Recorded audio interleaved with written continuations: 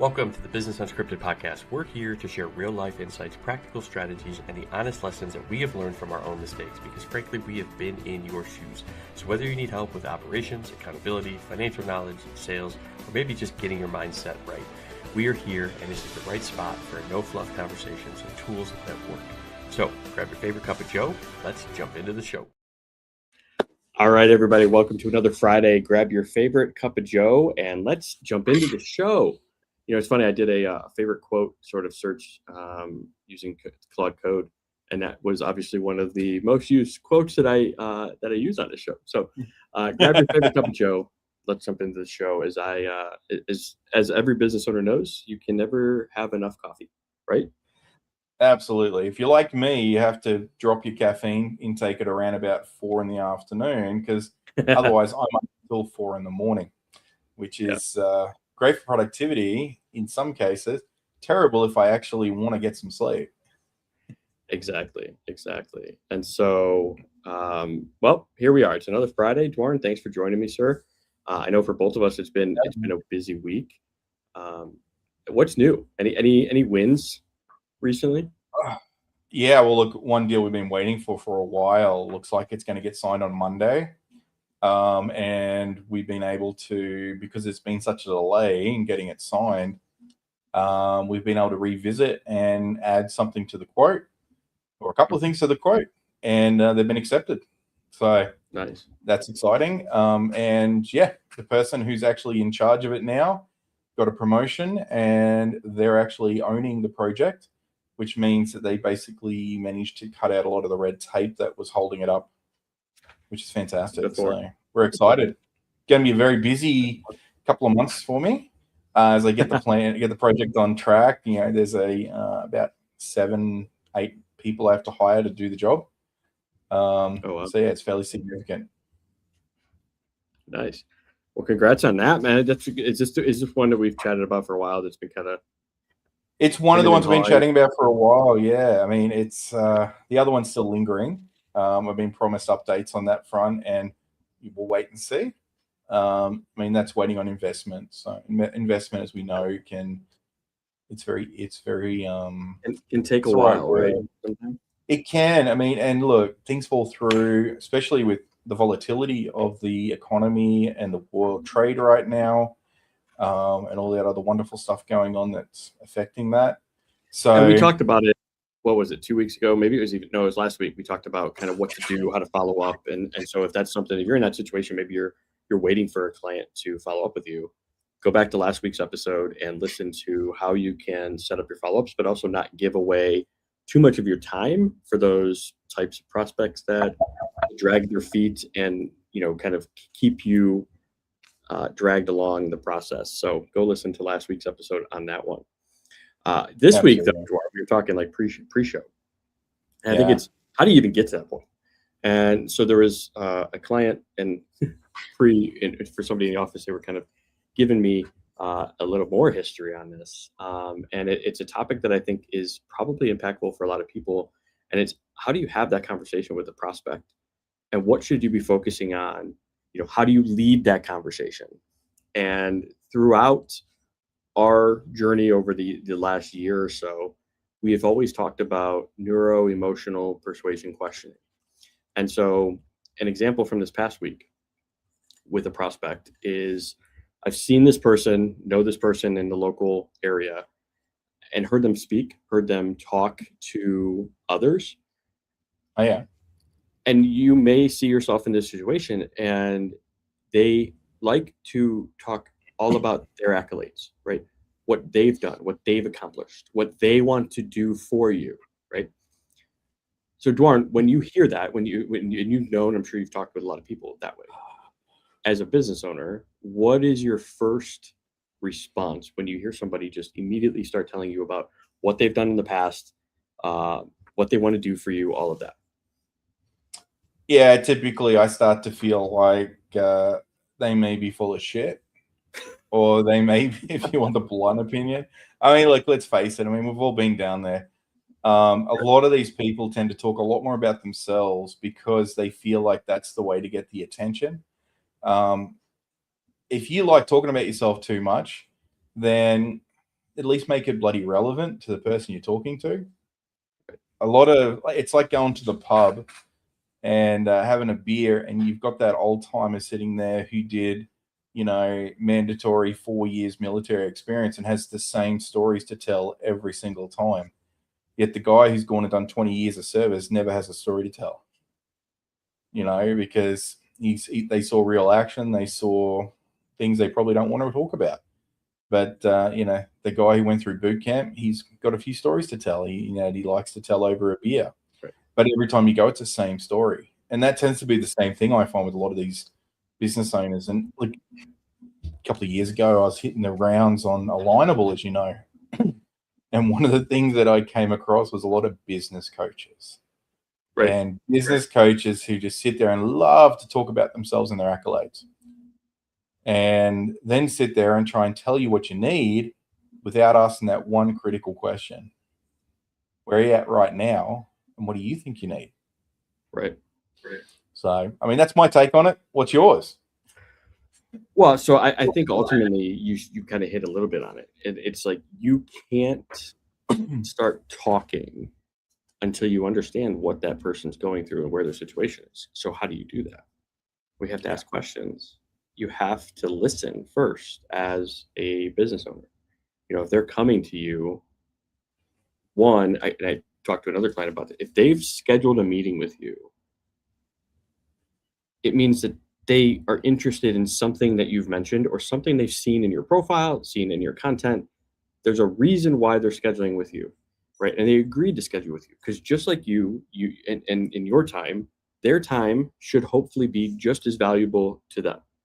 So they're not just scheduling a meeting just to schedule a meeting. There is a particular interesting peak or interest that peaked inside themselves when they saw your profile, saw content, something like that.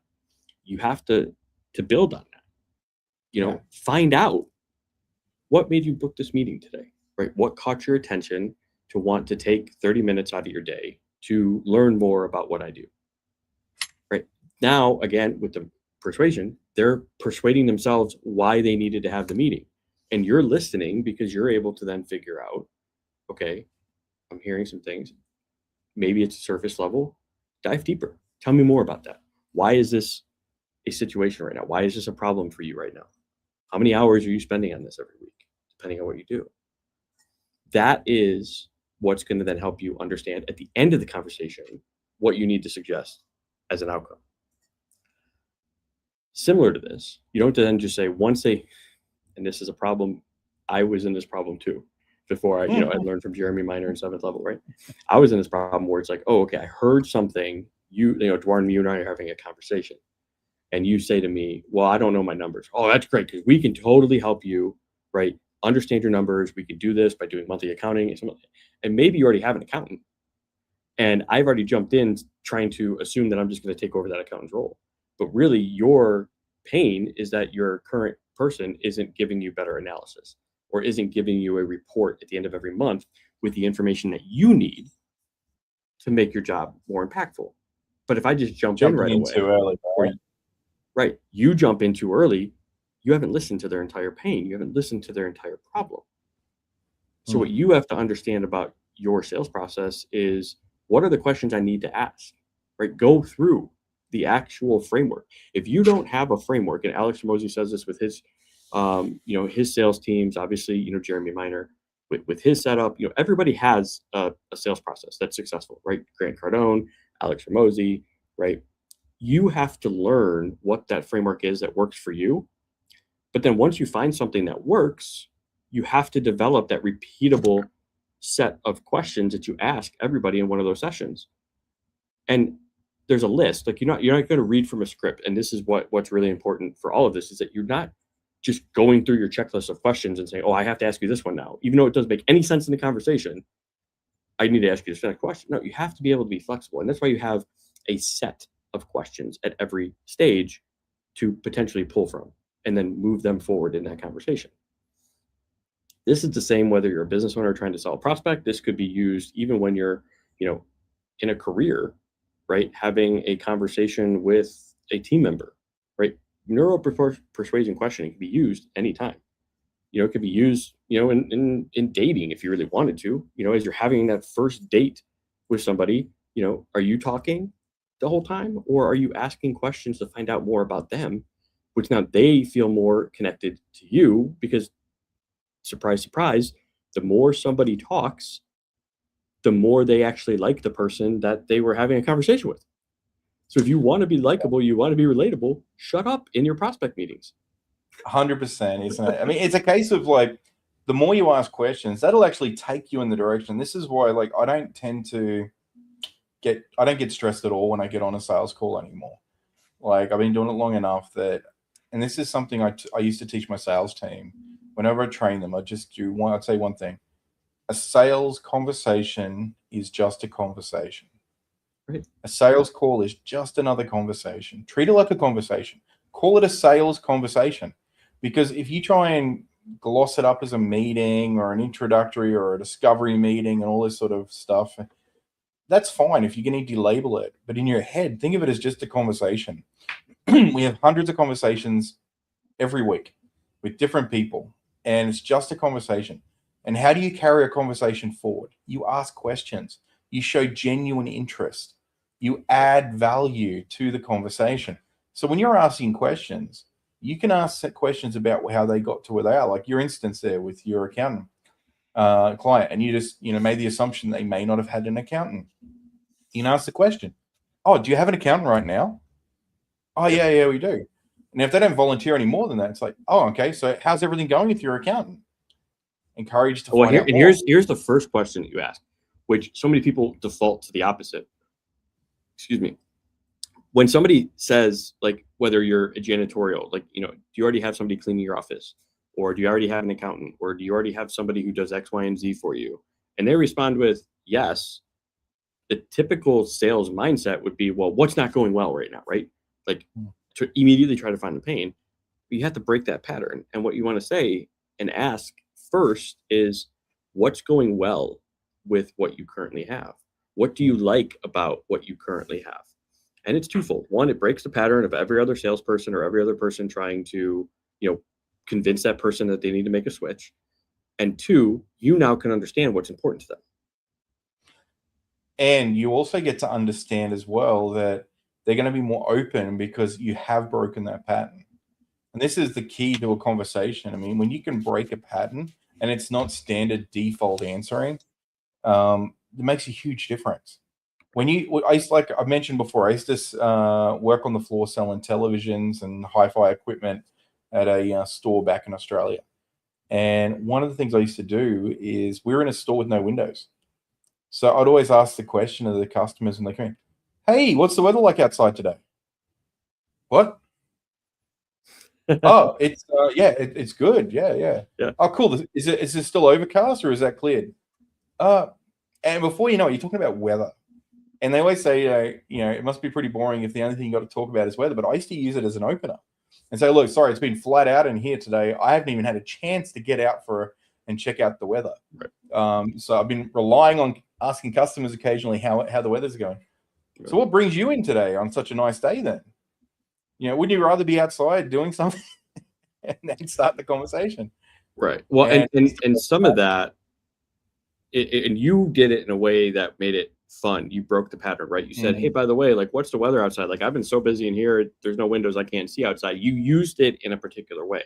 Now, where that can go wrong is for the business owner, and this happens all the time. I used to be in the same way, right? Would be like, "Oh man, how's how things going today? How you been?" Right? And you start a conversation like that. That is the most generic way, the worst way to start any sort of meeting with any sort of prospect, right? You've got to niche down a little bit on something is the way I find it works. I chose weather, which was something that worked for me. And I think with a business owner, you have to find something that's unique to them. Whether it's some news media content that's out there at the time. I used to use football. Back in Australia, we got rugby league.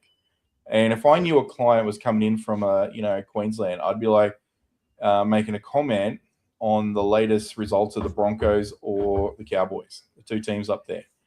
And so, "Oh, did you catch the game last week?" But here's the thing. So that's fine if you already know the person, right? However, if you're just in a prospect that booked off your website or anything like that, you should never start with how's the weather, how's things going, anything like that. You have to Be a start little with bit more something. directive for those, of course. You want to lead with what's exciting lately, because once somebody when you lead with a question like that, now it's like they're memorable in their mind, and they'd love to talk, right? It's already opening it up to you being a memorable person for the first question. And if you don't have anything like that, then you just start with, well, I'm curious, I see you booked on a call through X, Y, and Z. Tell me what brought you in. Again, just dive right into getting them to start persuading themselves. You don't remember, it's not your problem to solve. They have the problem. You are the person that has a potential solution for them. So you don't need to thank them for their time. You don't need to do any of that, right? It's not your problem. So they should actually be thanking you, who could potentially solve the problem for them for your time, because you're taking time out of your day to potentially help them solve their problem. It should be, hey man, I thank you for taking this exploratory call with me. Not you as a salesperson be like, oh man, I really appreciate you jumping on the call with me today. Like, you're immediately putting your level down below an expert level by doing that. So when you start a call and you're trying to help them solve a problem that they have, one, be genuinely interested in helping them solve the problem. And sometimes what that means is that it's not going to be your solution that's right for them at this moment, but point them in the right direction. Give them the next step that they need to take, so that when they do take those steps, now they can come back to you and they're ready. And what are they going to do? They're going to remember you because you pointed them in that right direction. And don't feel like you have to do it all on the call. This is a big mistake I see too, is leave room to follow up with an email. Leave room to follow up with something at the end of it. And let them know, look, oh yeah, look, I've got a couple ideas around that. Would you like me to email you those over? And that way you've got a line of communication still going after the call. One thing I see, is that a lot of people try and do the sale on the call. They try and do everything on the call. They try to add so much into it that they leave nothing. Stop fumbling around trying to find the link to send on the call every time. Just say, hey, look, do you mind? I'll shoot you an email after this with that link so you can check in on that. It's almost like doing that follow-up email, but now you've got a reason to get in and do that email. It's not something that feels like it's forced, where you're, oh, thanks for your time. It was great chatting to you. You mentioned you had this problem, and I've got a solution over here that fixes it. It's something a little less generic, which carries on to what you're saying. And that's why too, like, you don't want to, and even your emails, stop the, hey, just following up, or hey, it was great chatting with you today, looking forward to our next conversation. Like, those just sound desperate. Again, you are not the one to be thanking them for their time to solve their problem. Like, it's their problem. So not saying that you're not generally interested in helping them, not saying that you're not, willing to, have a meeting with them. It's, you have to stop lowering your level of expertise to sound desperate and try and show your expertise on that. Talk to them about, so that problem we were talking about, XYZ, if we would implement this solution, how would that make you feel? Or how would that change everything for you right now? You mentioned looking at getting that vacation with the family in this year. Where was it you were planning to go again? Do you think this would help you get there if we did this? Find a way, an angle, something that's emotionally going to get them to take that next step. Because the follow-ups just don't work. People get sick of it. People are busy. And this is the other thing. People get busy. And if it's a generic follow-up that doesn't force them to take a moment, then they're going to sit back and just go, oh, I'll get back to it. One of my favorites, if I've got a client just drops off, and I've done this, I do this very selectively. You got to pick your clients. But I'll have hey, haven't heard from you for a while. I'm guessing it's one of the 4 things that's happened. You don't want to talk to me anymore because you've already solved your problem. You're too busy to solve your problem. You've gone with another provider that had a better solution than me, or you've fallen down and can't get up. And if you need some help, respond back to this and I'll organize some help for you. Right? And normally they get to the last one. I get a reply back within 24 hours going, ha ha, very funny. No, we've just been flat out. Or, we've actually put that on ice for the minute. Or, but I appreciate the concern. And again, you pick your customers, and I'm more humorous with my communication. I try to be casual in my communication to that point. A lot of my clients appreciate that. Now, I've dealt with a lot of professionals who don't appreciate being called mate, don't appreciate the the casual nature of my communication sometimes, and I'll adjust accordingly for them. But from a business point of view, you've just got to, if you start going down the path that we're talking about with that NEPQ, questioning and communication technique, you're going to open up your clients a lot more. You're going to create bigger rapport very, very quickly than you'll ever do with a script. And those questions, like, you should use them as general questions until you're used to them. And then it should become second nature, because you'll know what you need to know. And you don't sit there and rapid fire those questions at people, because they will really feel like you're just trying to go through a checklist. Well, Use them just to well, that's ask a and question, again, like get some we're feedback. never going to get into the whole NEBQ here, right?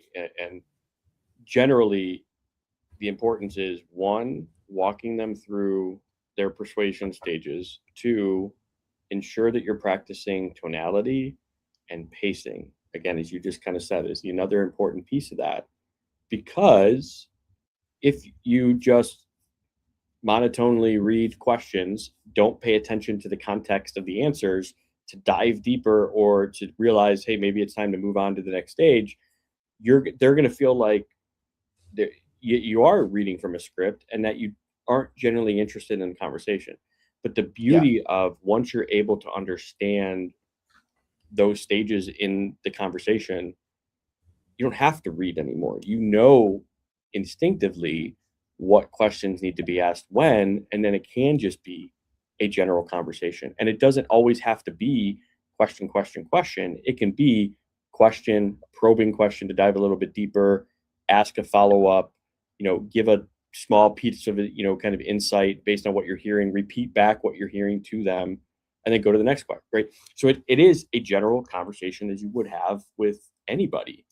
Yeah. But the idea is that throughout that conversation, you're asking the right questions when you need to get them to not only tell you what the answer to the question is, but to tell themselves. And so that's why it's super important, as you are preparing, keyword preparing, for prospect calls, whether you're in business now and you realize that your sales process sucks, or you're just going to get into business and you're going to have to do sales calls, because you're going to have to. If you're getting into business, you are a salesperson as a business owner. You have to have that framework put in place. And so whatever it is, whether you research Grant Cardone sales, or Alex Hormozy sales teams, or any other sales thing that you can find on YouTube right now, which is the Hundreds out beauty there.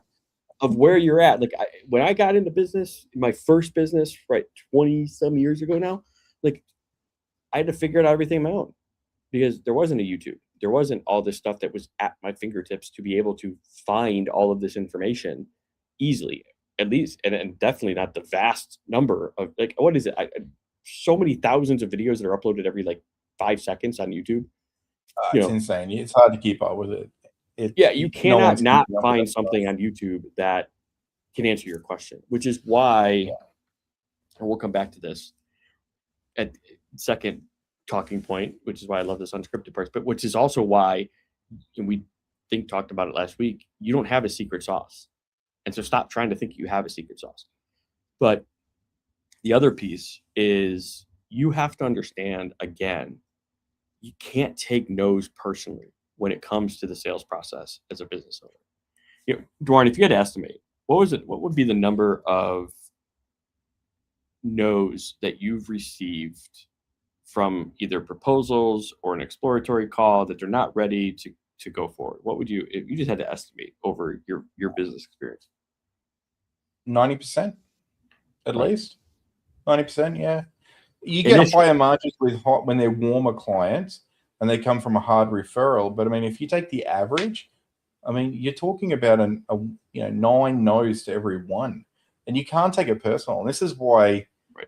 if you go to the time of vetting them on the call, and you can say they're not going any further before you take the time to do the proposal and everything. That pre-qualification process made me feel a lot better about it, because prior I'd have to do big proposals, I have to get it out there, and there's when you get a turn down, it was like, I really wanted that deal. I put a lot of work into it. Right. Those are the ones that hurt. And here's what I want to kind of caveat your 90% with, right? And I would say probably around that number, if you think of every initial conversation or anything, people might say that like, oh my God, Warren, you're only at a 10% close rate. Like, but that's of like initial outreaches to a client. You're going to have 9 or maybe even 9.5 to 1 of like number of initial conversation touch points that you need to have with a prospect versus people that are going to from there book a call, right? That's a fall off. And then from your exploratory call to a deeper dive, that's a fall off. And then from your proposal to signing is another fall off.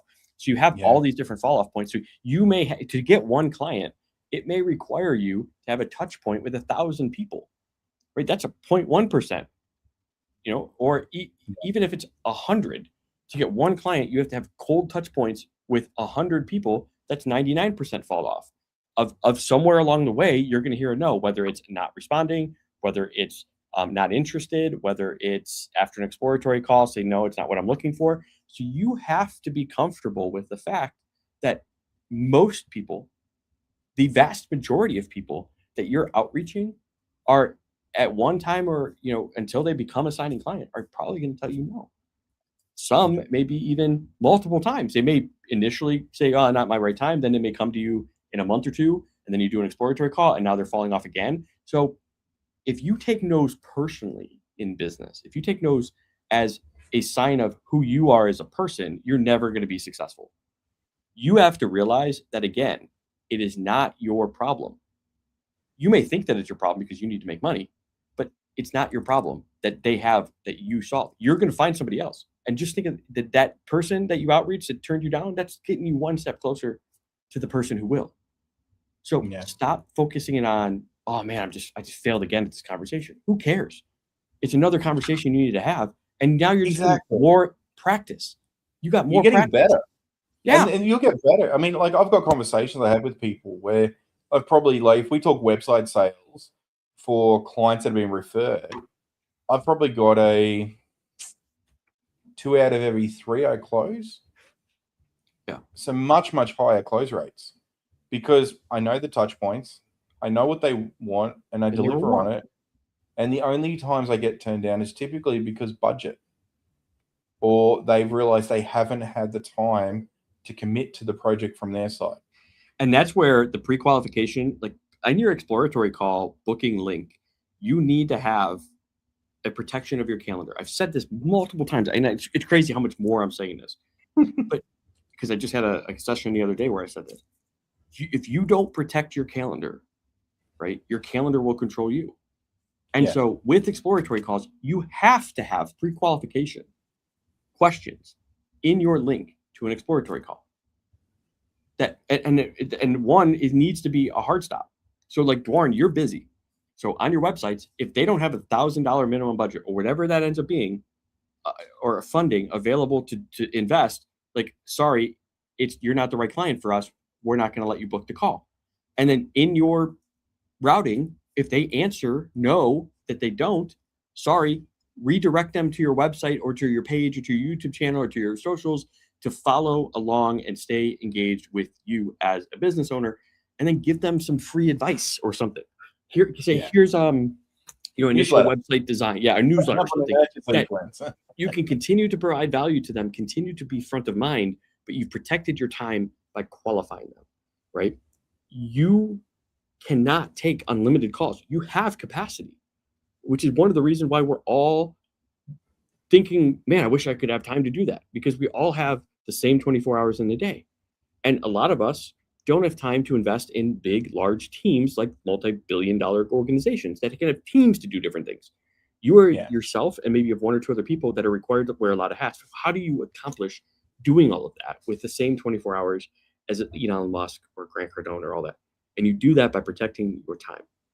And you do that by implementing actual qualifying questions on your calendar. And don't just book a call just to book a call. There has to be a reason. I get this again today. I got a client I partner with. I do white label services through them.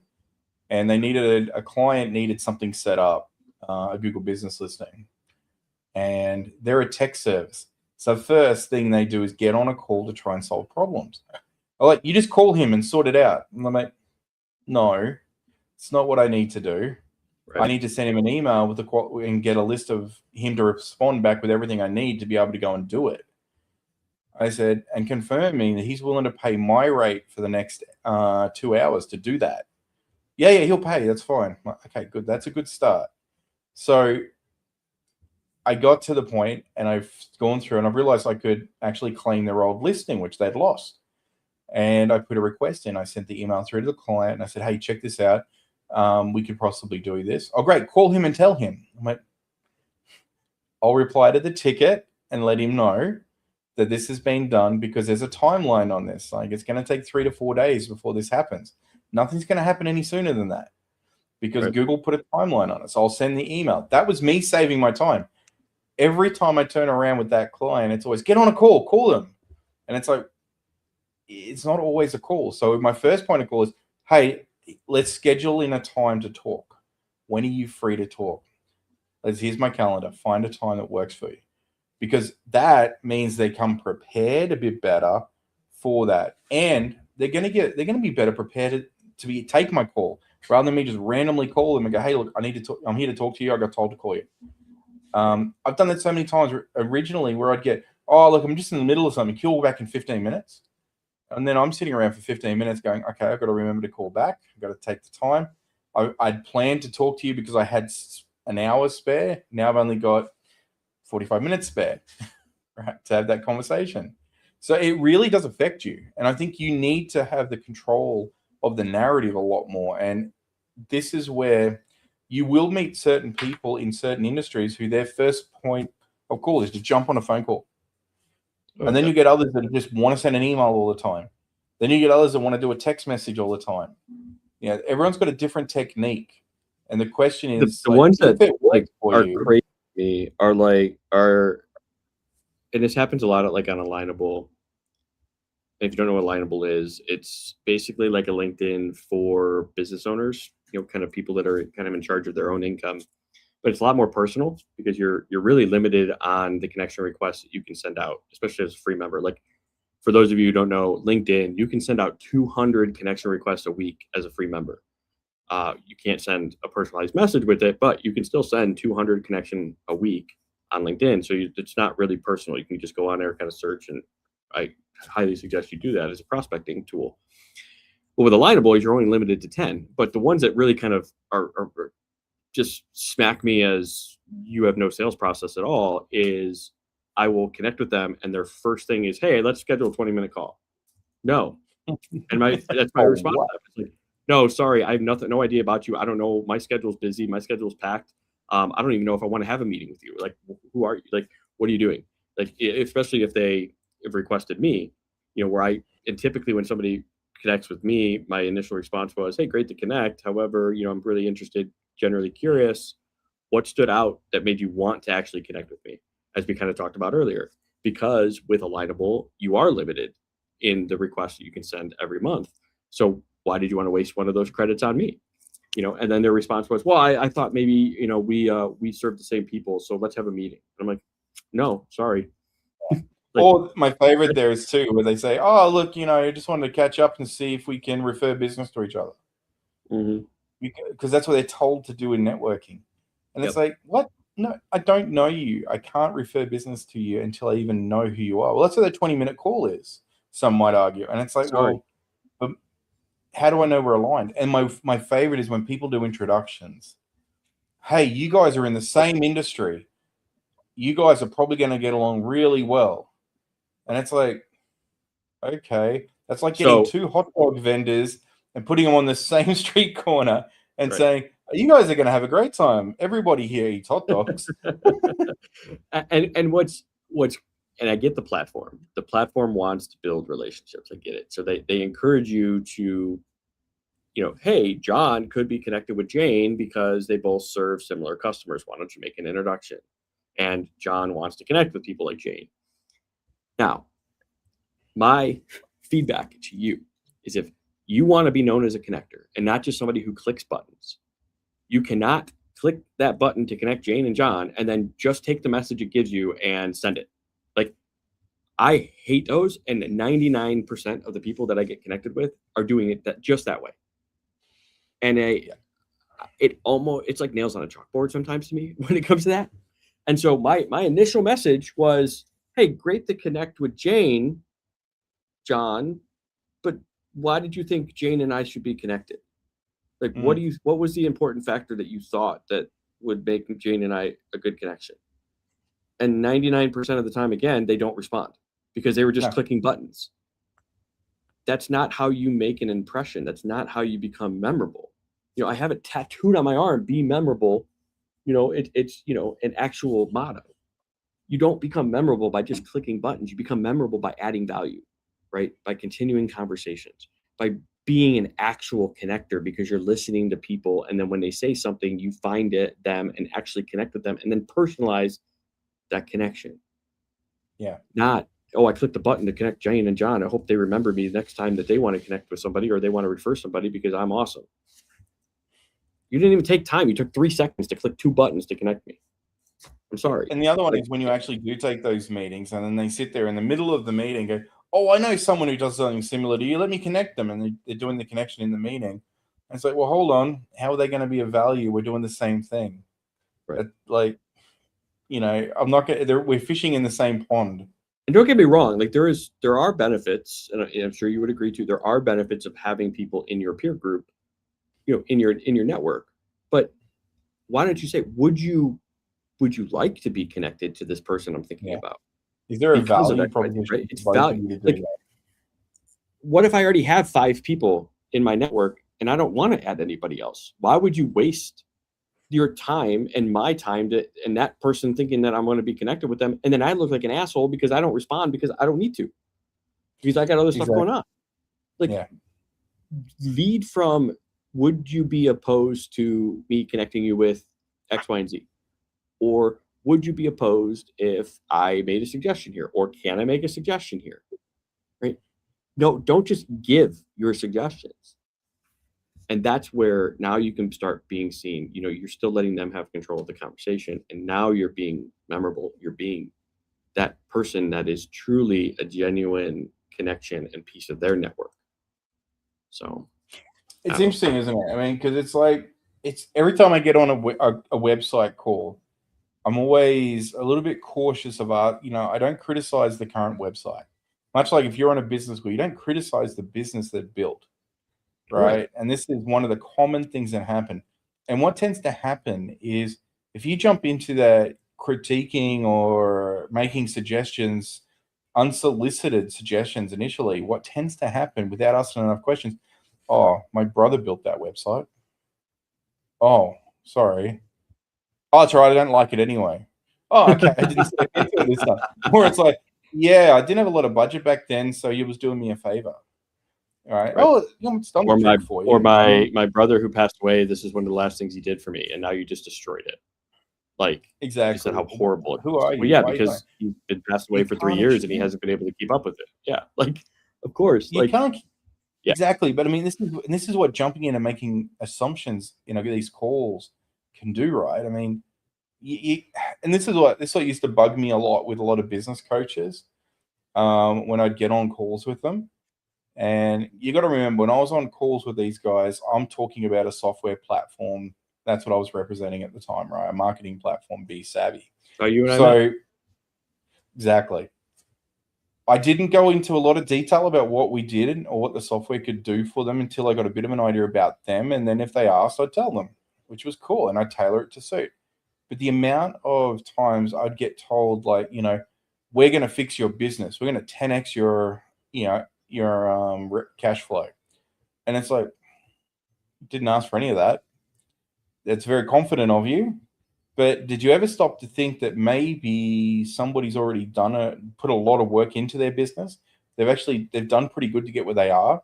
Let's take a moment to recognize that and just look where we can make small improvements rather than trying to cut the whole tree down and then plant a new one, which is what a lot of them tend to try and go out and do. And I think it comes down to their training that they were given. And a lot of them were using programs that they were trained on.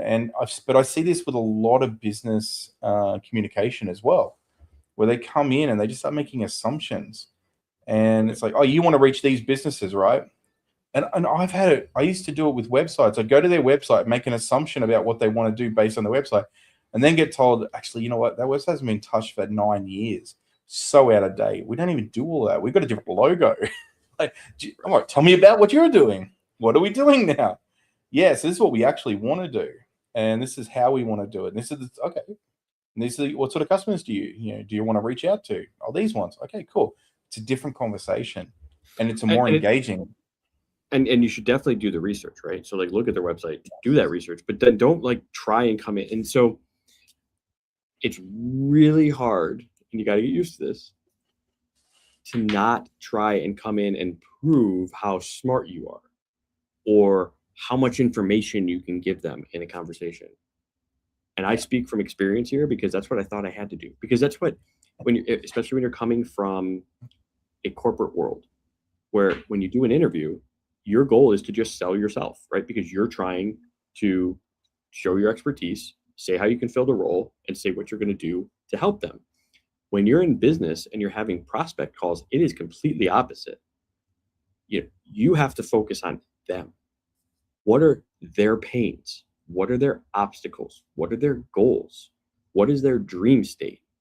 They have to say all of that before you ever have the conversation about what you are going to do for them to help them get that and achieve that. And it's a complete mindset shift that you have to do when you come from corporate and go into your own business, because you're so used to that, of explaining like, oh my God, I did this, I've done this, at this place, this is what I was in charge of. This is the team that I had. Here's all my responsibilities. Here's how I advanced. Like, it's a mindset shift. And speaking back to the experience from earlier this week, this is that person. He's in this mode right now. Every time I hear him talk to somebody, every time I hear him present, it's always about, I did X, Y, and Z. This is what I've done. This is my experience. This is what I built. Nobody cares about that. No, especially they care in about, outcome. They care about, what are you going to help me solve? How am I going to get to the dream outcome of either save time, right? Save stress and be convenient. And if you can't solve those, and you can't help them see that you're going to be able to solve those for them and understand what their specific situation is, you're wasting everybody's time. And you're not going to just disqualified yourself from for them. They've just disqualified you from being suitable for them. And this is the other thing you really have to remember. Treat it like a conversation, but always understand that it's kind of a tryout as well. It's like that first date. You're both seeing if you like each other. You're both seeing, is this going to be compatible? Is there enough here that this is going to work? Mm-hmm. And once you go through that process, you start to realize that you could disqualify yourself very quickly from saying the wrong things or not being suitable. And you could also disqualify them from not being suitable to work with you. And that's not a bad thing. That's what that first call is about. It's about figuring out whether you're going to you're qualifying each other. Right. And some people get really upset that they get disqualified at that point. But like, I had one client just recently, was a referral, and they said to me, oh, this guy wants a website. He wants to do all this stuff, blah, blah, blah. They're not happy with their current guys. Cool. No worries. Reached out to them and asked them if we could have a meeting, just have a conversation about what they're looking for. I get an email response saying, send through your proposal to this person. They're evaluating who we're considering to talk to. And I said, cool, no worries. This is a bit about what we do, but don't consider us if we don't have a preliminary conversation about what you want to do. We're not going to be a consideration for you. We need that first conversation to make sure you're qualified to work with us. Right. And at that point, they're like, oh, well, that's not how we're going to work. We know what we want, and we're going to go through this process. Great. Well, I wish you well. Reach out if you need any help down the track. Okay. I pulled out of it, contacted the referral and said, hey, this is what happened there. Oh, that was a bit strange. Wonder why they did that. All good. Thanks for telling me. Right. And that's not a bad thing. It's just, I saved myself a ton of time. I could have sat there and tried to create a proposal based on something I thought they wanted and wasted everyone's time, including my own. But instead, I disqualified them early.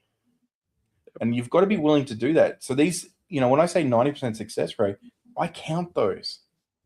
I count those in my 10% success and 90% not successful, because there's still first contacts. There's still conversations that could have went somewhere, but I chose not to continue that conversation at that point. And you've got to get to that level where you're willing to walk away from these unqualified leads. And it's really hard to do when you're coming at business from a desperation level and you're trying to take everything you can get. And we've all been there. But that's when you start taking sometimes you're going to be forced in that situation, right? So it's, yeah, maybe you lost a job and you decided that you're going to go into business for the first time, but you still have to lose that mindset of, oh my God, I have to close everybody. And there's so much pressure. Mm-hmm. And so what I've seen, and I guess like even looking back on my experience, knowing that I was in this situation, right? I lost my job from corporate, went to, instead of, while searching for other jobs, realizing that it was probably better for me, from a push of my long-term client to say, hey, go full time, because I was doing it part-time, realizing that my mistake was I did have that desperation feeling. I did like, oh my God, I got to close the sale. Like this next person that books, like they have to be it. And I came from trying to push too hard by having that desperation. I needed it, right? Because we all need money. We all need, whatever to live. But you also have to be willing to like lose everything as an entrepreneur in order to like really be successful. Like you have to have that. You're always on the brink of failure. Like 1 month you could be, living in a mansion, and the next month you're at rock bottom. And it's a struggle that a lot of people don't understand. And it's a risk that a lot of people don't understand either. And so once I've lost that pressure, it made it so much easier. So once I went through this training for sales with Jeremy Miner and realized that like, I don't have to do all the talking, that's when it began to kind of break free, and everything trajectory wise just has continued to be upwards. And one, I pushed myself out of my comfort zone, which is another thing, but we can talk about that in another episode. This is kind of on the sales conversation with the prospecting. And so I wanted to hit something that you mentioned as well there. And if somebody comes at you and says, well, just tell me what you cost, or tell me what it's going to cost me, don't ever give them a price,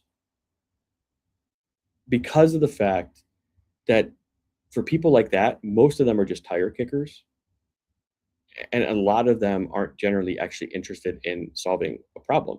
Like, Dwarren, if you came to me and be like, Dave, what does it cost to work with you? Well, it's expensive. Maybe probably more than you paid ever before, in your business. However, I'd love to kind of understand your situation to be able to kind of point you in the right direction, because what I may be initially thinking that you might need might not even be aligned with where you're heading.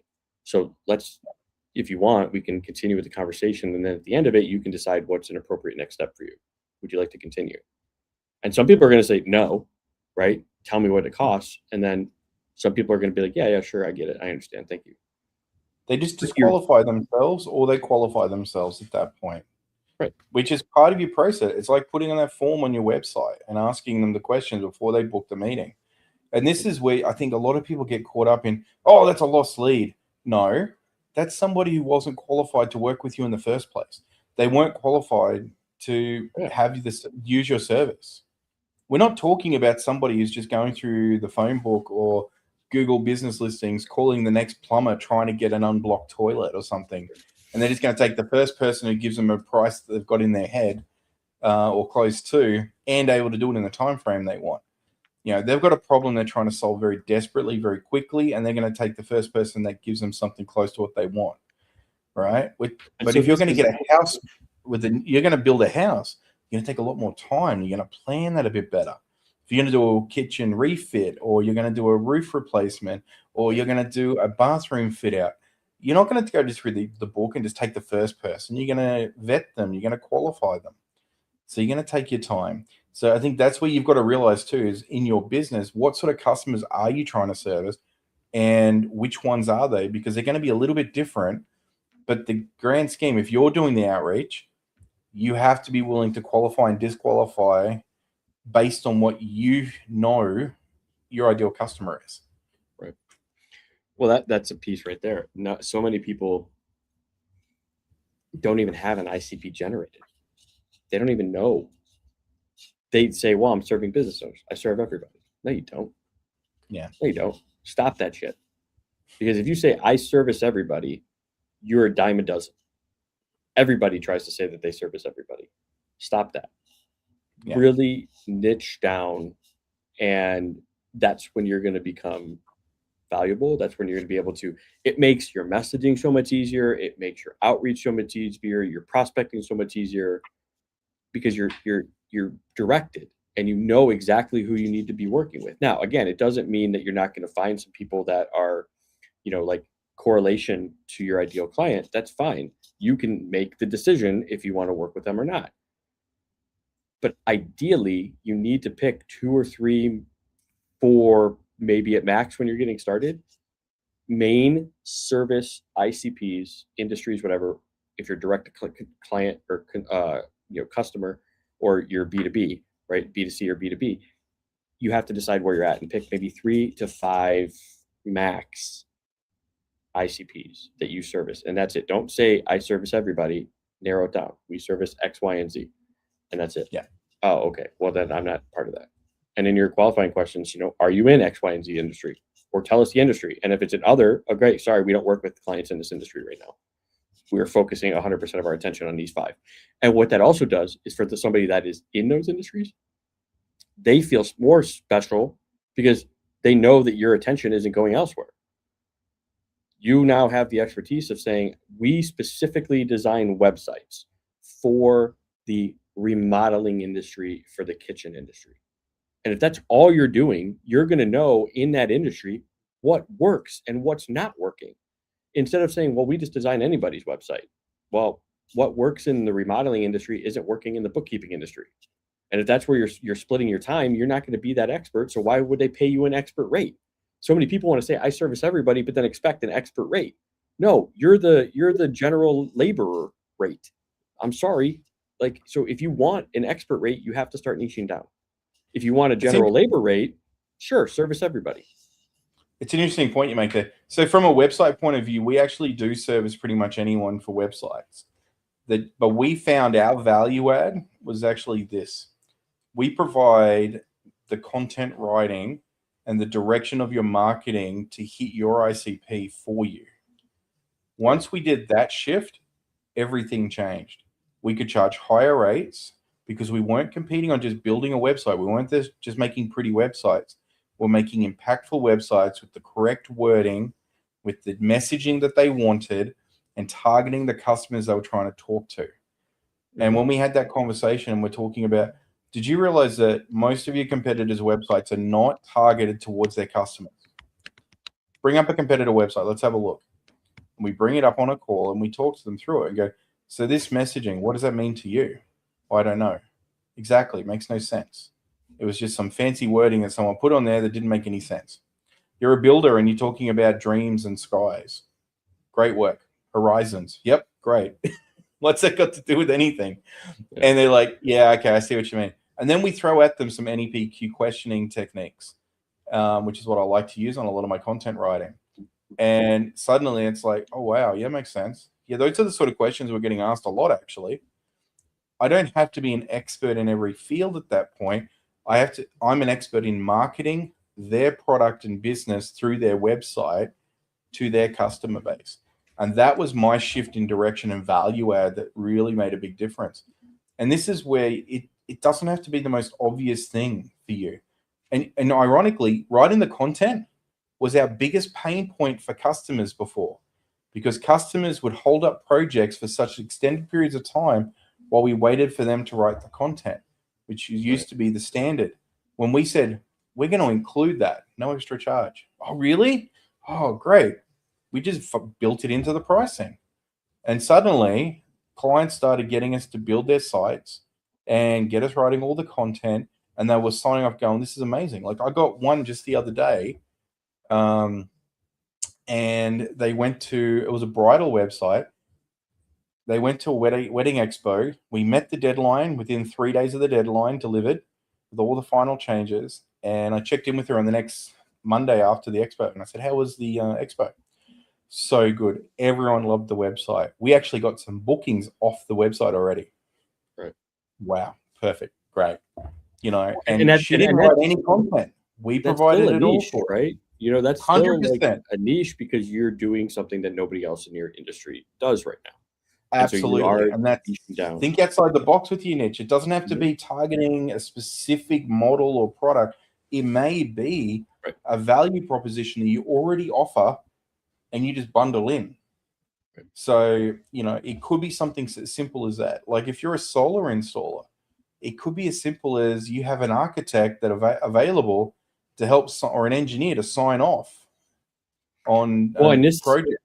and maybe this is something that we can like include like maybe next week in a conversation. And this is the idea of how do you create your offer as well. So not only do Yeah. you niche, but how do you actually create that offer and the levels of that offer to make it a home run where you can charge more, right? And so Exactly. we'll talk about that. That's a good kind of topic for next week because I know we're already almost at an hour, and I don't want to dive into another topic without because we can go forever. But I do want to hit on one other thing that you mentioned, and this is where something Sure. that's really important. You mentioned earlier like leads and cost of lead falling off. And you're just like, oh man, that lead fell off. If you're running ads, you're not worried about what is your cost per click or cost per lead per se. That's not the number that matters. The number that truly matters is what is your cost of acquisition for clients. Yeah. Because anybody can say, well, I'm going to get you $1 cost per lead or 50 cents per lead. But if those leads suck ass and 99% of them are wasteful, who cares?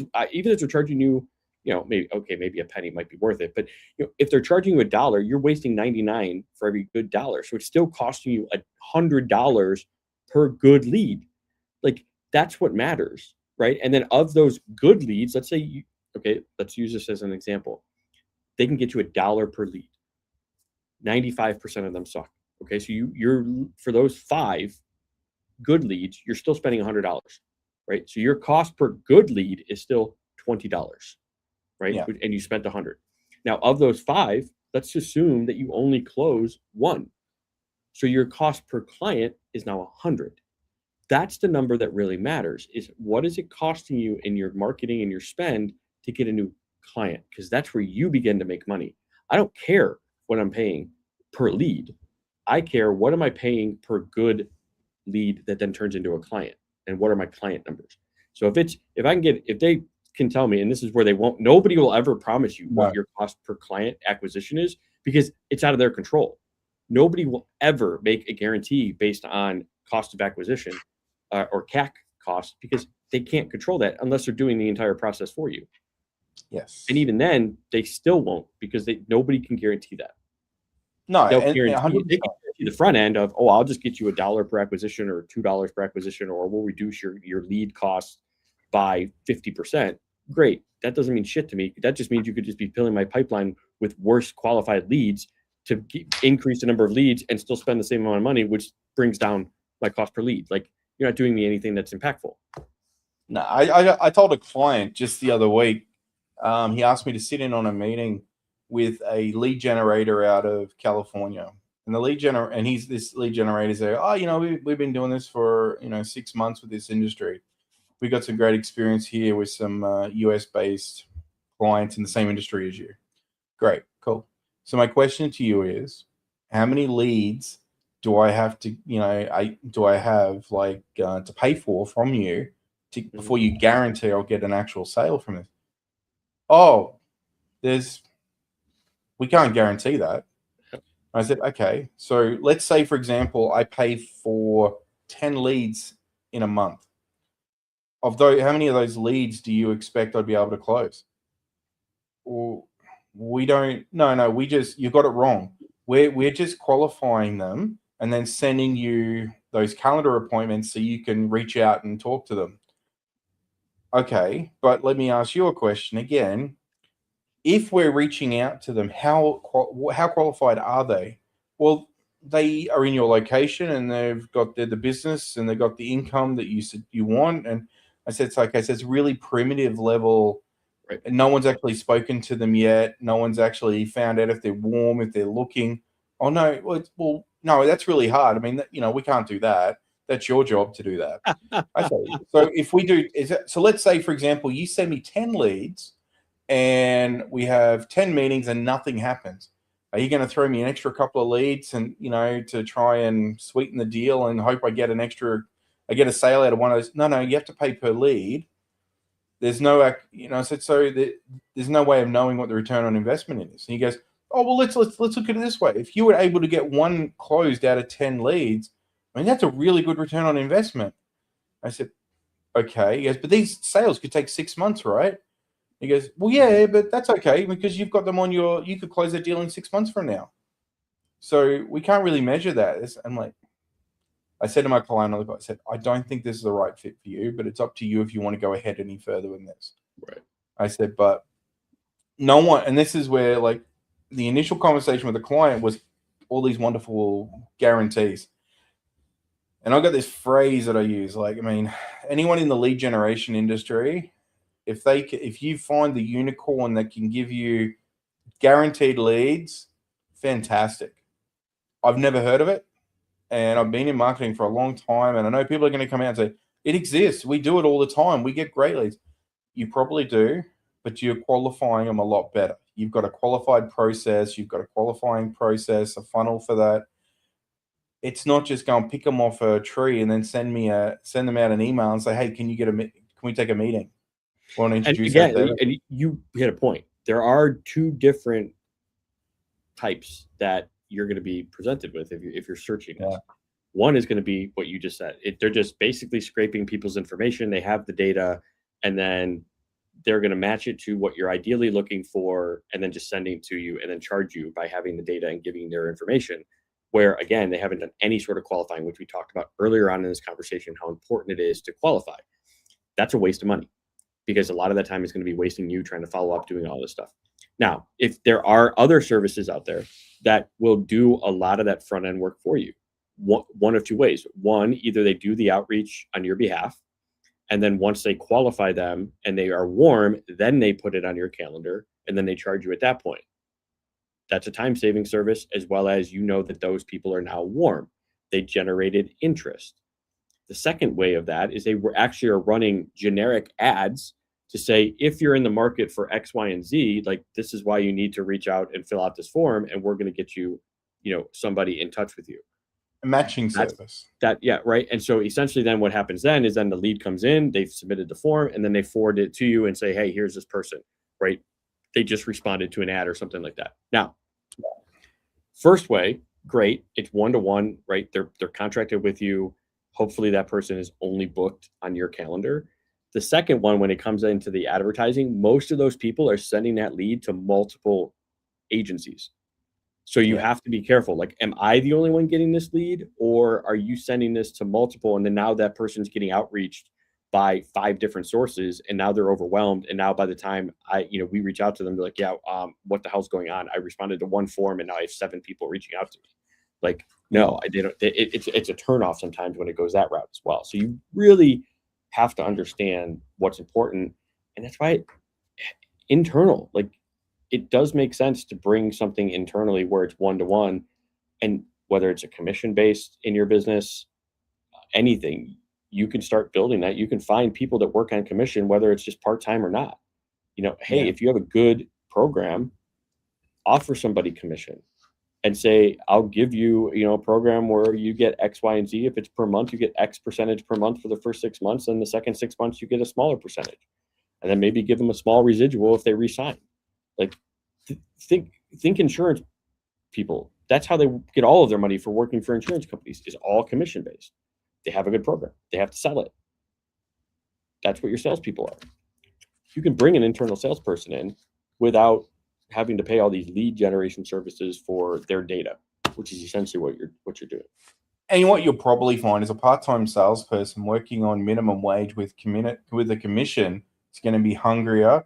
They're going to understand your business offerings better, and they're going to be able to get out there, and you're probably going to be cheaper than hiring a lead generation service anyway. And overall, yeah.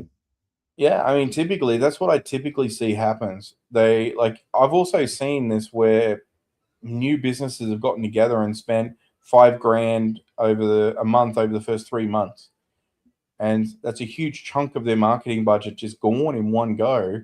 And then at the end of it, go, well, we've got nothing left because that didn't work. We trusted the wrong marketing company to go and do, and it's like, well, that wasn't a marketing company, that was a lead generation company, Mhm. and now they've Well, got. I'm having a And client. they, I'm in that conversation struggle right now with a new client over here, because see, they've invested like in 3 different experts. Said, oh, we're going to yeah, grow your first it was your TikTok shop, then it was your Shopify sales and all this stuff, and we're going to grow it by 100%. And then they bought into it, and they said that there was a guarantee, but by like the first 30 days, realized that it wasn't going to happen, and now they're fighting to get the money back. And that's the other thing, is that um, you literally, a lot of these places will say, pay 100% up front, and then we'll guarantee I'll give it back to you if it doesn't work. So all these things that say we're going to give you 10 to 15 great clients, or you don't pay. Oh, you paying? They'll just give it back to you if it doesn't happen, and then they fight you tooth and nail to get it back, to give it back to you, because they say, yeah. oh, well, you didn't do this or you didn't do that.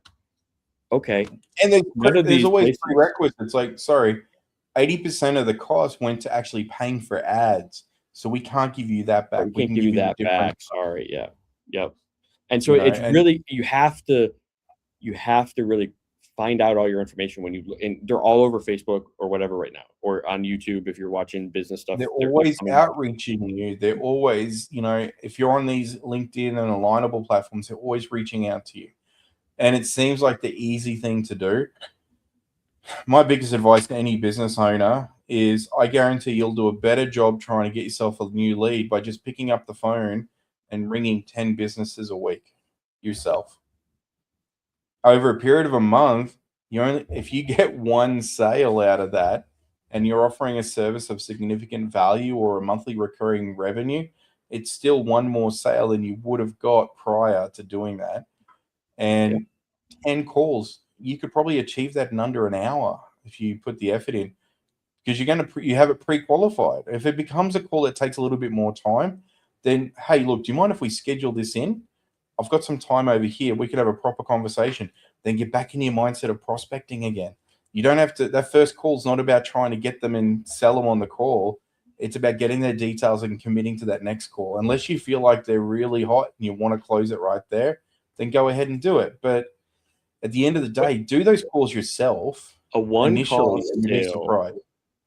typically, if you think of the long-term investment, is small on a one call sale. Yeah, Most B2B and a lot of B2C, especially if you're are going to require 2 or 3 touch points, 2 or 3 meetings. yeah, A one call sale is something where maybe you have, like you and I, in terms of your initial software, which is a yeah. white label, go high level, right? That's a one call sale. The monthly investment's really small. Hey, do you want to, we're on the call. Sure. Is it something you want to try out? Great. I'll get you signed up. It's free. You get 14 days. After that, you decide if you want to keep going. That's a one call sale. The software platforms, right, that I'm doing, the cash flow software or the intelligence software, those are Yep. one call sales, because it's essentially, we're doing a demo. Do you think that this is something you might benefit from? Great. Here, I'll give you, you get your free demo, and then after that, you can decide if you want to continue on or not. You don't need multiple calls for something like that. No. For things that are multiple calls, those are things where you're asking $4, $5, $7, $1,000, $2,000 a month. That's when you expect to have multiple calls, because the first call Exactly. is all about them, all about their problems, all about what their dream state is, all about everything.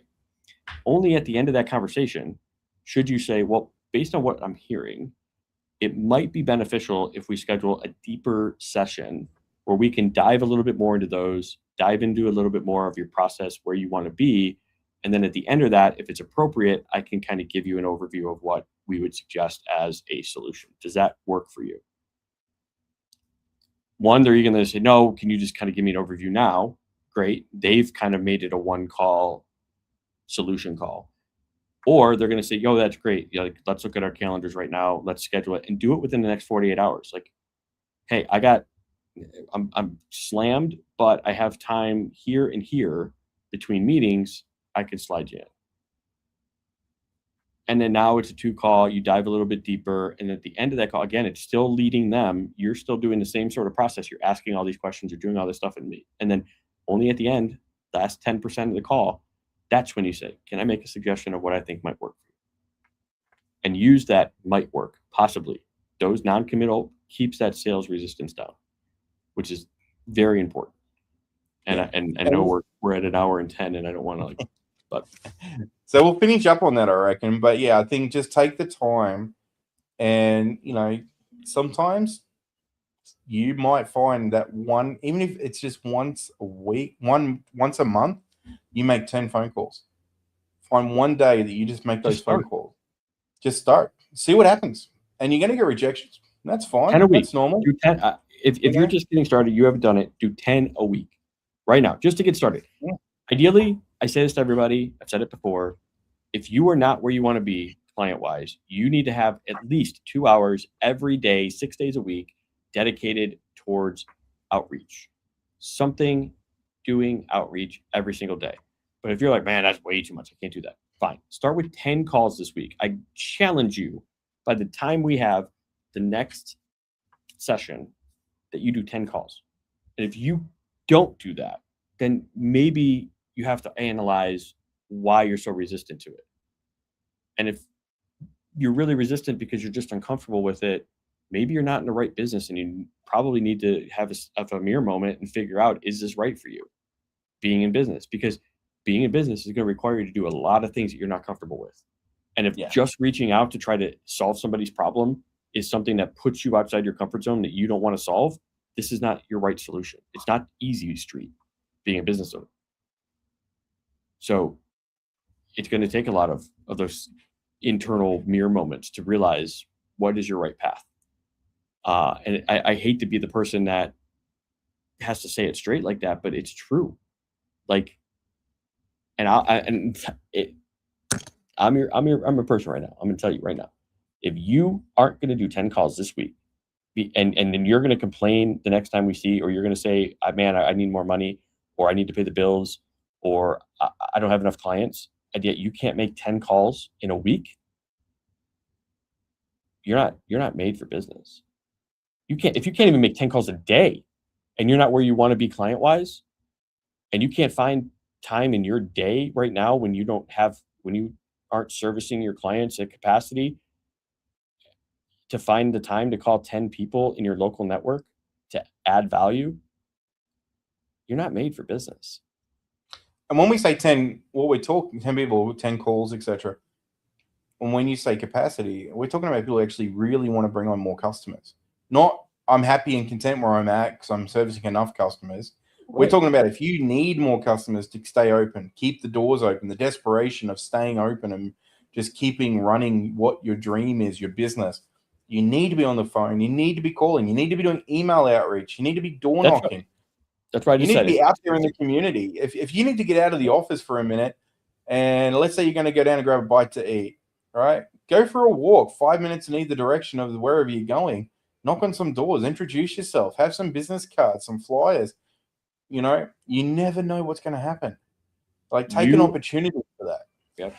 If you're going to complain that I don't have enough clients, I don't have enough money, I need to make more, and you're not servicing client, and you're not at capacity servicing clients, that's what we're talking about.